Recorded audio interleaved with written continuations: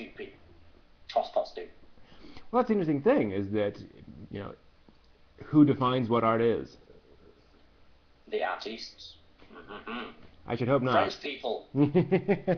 Sure seems to be the way, doesn't it? Okay, getting back to the anime news. As interesting as that is. So, there's going to be, this was kind of weird. People seem to really like Toriko, and having read the manga, I can see why. It's fun shonen silliness. So they're going to make a 3D film of Toriko, and it's going to be double billed with a 3D One Piece movie. So that would be interesting. It will be interesting. I'm wondering if this isn't one of those things where Shonen Jump is trying to sort of jumpstart the Toriko franchise. And I mean, Toriko is certainly popular, but I wonder if it's one of those things where they're going to slap it together along with One Piece to ensure that folks go out and see it. Yeah. Well, I definitely won't be going to see it unless it's in a 2D version because, like the very small minority of about 5%, I can't see in 3D. Interesting. Yeah. So Avatar, although a crap film in the first place, was made even crapper by the fact that it was blurry. But yeah, One Piece is sort of the ideal film or anime to go 3D. Will it be the first anime to go 3D? I don't know of any others. That's a good point. Wow. So One Piece is definitely very popular, even for non-anime fans. I know a lot more people that watch One Piece but don't watch lots of anime than people that watch lots of anime and watch One Piece. Good point. I remember when there was a small local convention, just like at the local library, and and it was all teenagers, but probably half of them were watched Naruto or One Piece. Period. Yeah, both of them are really good introductory animes. Yeah. Rather than something to get you into the nitty-gritty. Yeah, no complaints there. Oh yeah, it's nice to know people are at least watching some form of anime. Yeah. Although Naruto is quite pants. In my opinion. One Piece though. One Piece is nice and zany and silly. I've seen enough of Naruto and One Piece and Bleach to say if you want to see those, great. I'm not going to. Nothing against them. I stop watching One Piece. Yeah, it's one of those things where there's just only so many hours in the day, and they're fine, but they're just not my kind of deep story. So mainstream stuff is hard to get into once you haven't got into it. Yeah. If you weren't into it from the start, it's kind of hard to get into it, especially like someone like Bleach, manga-wise. Yeah. Like 164. Yeah. Pick your number. Yeah, something like that. Although I had a coworker friend who got into Bleach, and so he would go home Friday night and start watching Bleach, and would just watch Bleach for the entire weekend. And so we got like 50 episodes in a weekend. And I'm like, good for you, not me. Yeah, you do that. I'll be out, earning money and doing really important things like curing cancer. I just won't be watching 50 episodes of Bleach a weekend. Mm-hmm. Yeah. I mean, I tried to do something similar with Dragon Ball Z just because Dragon Ball Z was my first anime. My first proper anime was Outlaw Star when I was 11. Wow. I would like to point out, yes, I'm a disturbed person now. But Dragon Ball Z, I got to episode 100 and just stopped. Yeah. There's just too many, Yeah. It's not the fact of running out of time. It's just you stop caring. Absolutely, and also, well, Dragon Ball Z is a good example. I have an unusual experience with Dragon Ball Z, which was I watched Dragon Ball Z as part of the midnight run on Toonami back 10 years ago or so. And basically what they would do is they would show at midnight an episode of Gundam Wing, followed by an episode of Dragon Ball Z, both uncut, or at least as uncut as they could do on television. And the weird thing about that was that me and a friend were watching it we were both online watching it on television, so we would be chatting with each other via text, and we got in the middle of Gundam Wing. So we had no idea what was going on, and there was all this plot, all this character stuff going back and forth, and this group was suddenly dissolved and started this group, and there's a revolution over here, and it was incredibly, we couldn't tell who the characters were. And then we cut from that to the Frieza saga. And so it would just be cutting to literally one entire episode of charging up an attack on Frieza. And it was just such a complete... So we would watch Gundam Wing, kind of have our heads blown, and then watch Dragon Ball Z just to look at that and say, what is this? Why...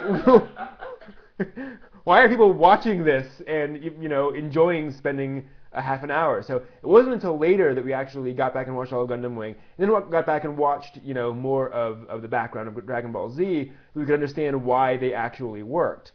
But Dragon Ball Z just dropped in the middle of it, just didn't.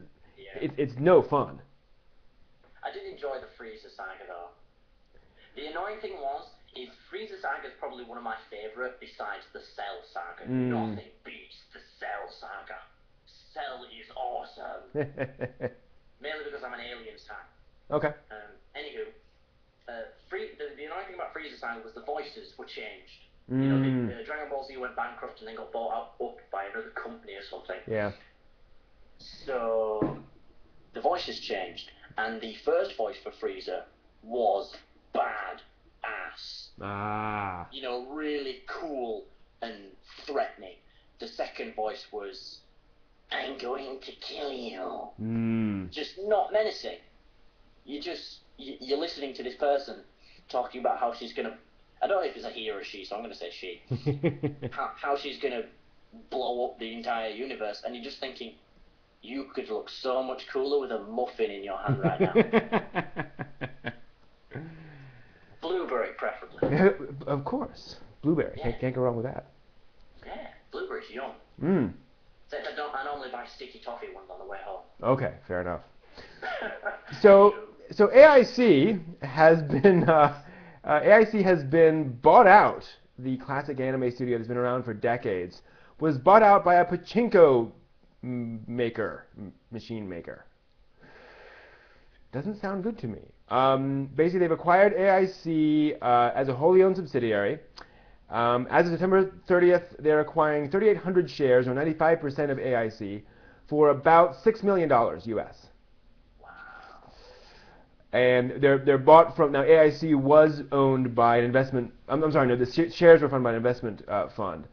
And basically, AIC will buy back those shares. AIC's done huge amounts of anime over the past couple of decades. Tenchi El Hazard, they did the recent Asobi no Ikuyo, and just all sorts of stuff in between. So that's weird. Strike Witches 2, of course, Amagami SS.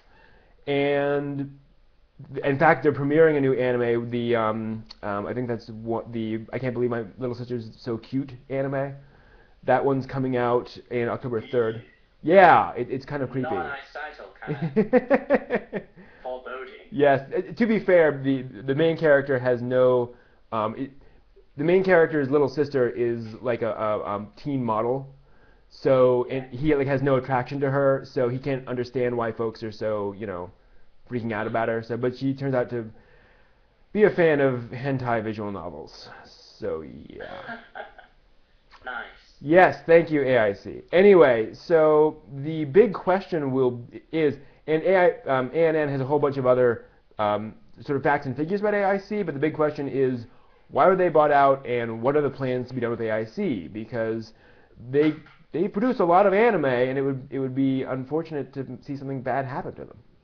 I don't understand why they bought almost an entire company. Yeah. 95%.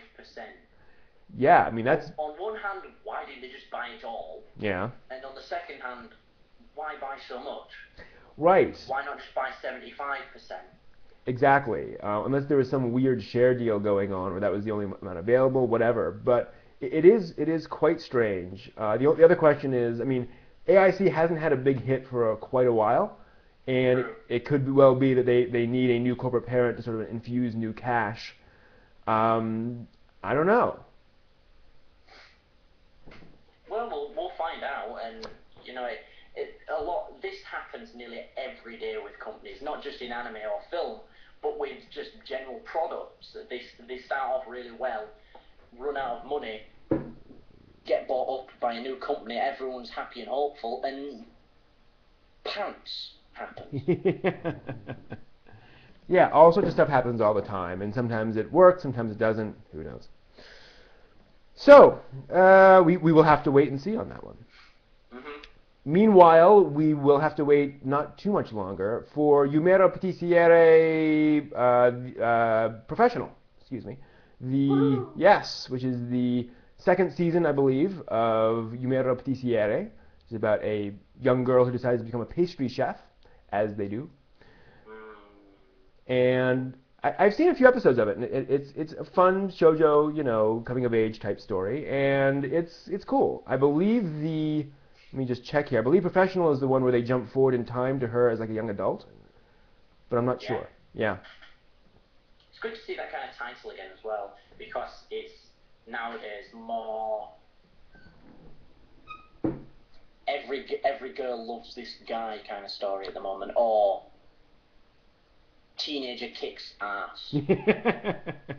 I like life animes because besides the fact that they're really good for introducing people to anime, without scaring them. Like if you sat someone in front of Outlaw Star, their pants would explode. If you sat them in front of something like Azumanga Daioh, which is slice of life, but not too slice of life like Lucky Star, they're going to laugh, they're going to have fun, and they're going to want to watch more anime. Yeah, if they can understand kind of the humor of Azumanga, then they'll get it and they'll have fun. But too many animes this past couple of years have just been scaring people off, and that's probably what's made us see this recent decline in anime sales. Very true. I mean, it's become a market that's aimed at its hardcore market and not the rest of the world. Which it shouldn't be doing. It's every company goes downhill when they start aiming for their hardcore audience. They always have to try bringing new people. Even if they've got 95% of the world's population buying from them, that 5% is still just as important. Yeah. Absolutely. And it's the same for anime, mainly because we are the 5% and the rest of the world is the 95%. Yeah. Absolutely. And we've got to get used to that. Moving on to some manga news. I don't normally talk too much about, a certain manga not seeing, being put on hiatus. But this is Sayuki. So that's significant enough, I think, to mention. Kazuya Minakura, the person who does the mangaka behind Sayuki, has announced that she's putting it on hold, indefinite hiatus, due to her poor health. She's undergoing one medical check after another, she says, for a possible surgery, and thus cannot maintain her current work schedule. So don't know what it is, but it really is. And Sayuki's a really, really big title. So hopefully that will get resolved. I'm assuming indefinite hiatus simply means I don't know how long it's going to take to get a diagnosis and get this taken care of. It's not something more serious. It's just, who knows, so rather than say it's a week, we'll just put it on hiatus. But